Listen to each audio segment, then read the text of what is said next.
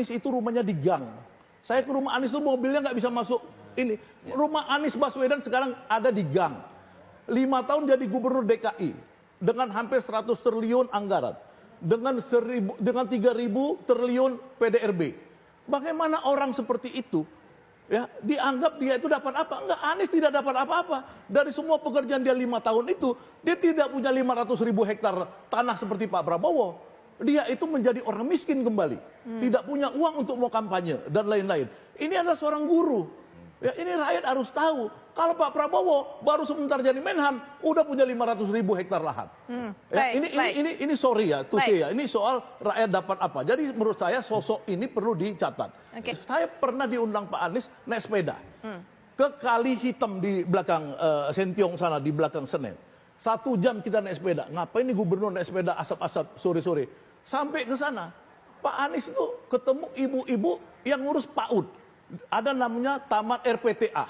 Ya, Pak Anies itu siang malam ngurusin pendidikan, dari urusan pendidikan orang-orang kecil, orang-orang yang membutuhkan ruang publik untuk menambah, mengekstensi.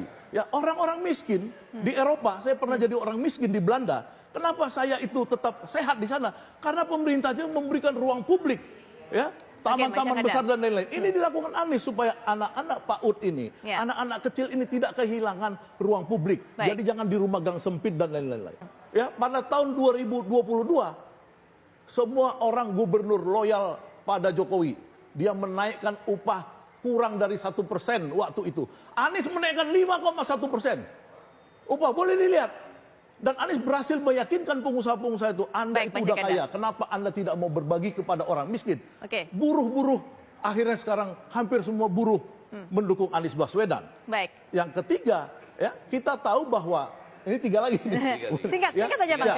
Saya ingetin. 3 dalam 1, ya, bahwa Pak Anies ini, ya, kalau dia pada akhirnya, insya Allah jadi Presiden Republik Indonesia, dia sudah berjanji bahwa tidak ada orang-orang yang menjadi kaya karena dia di kabinet dan lain-lain.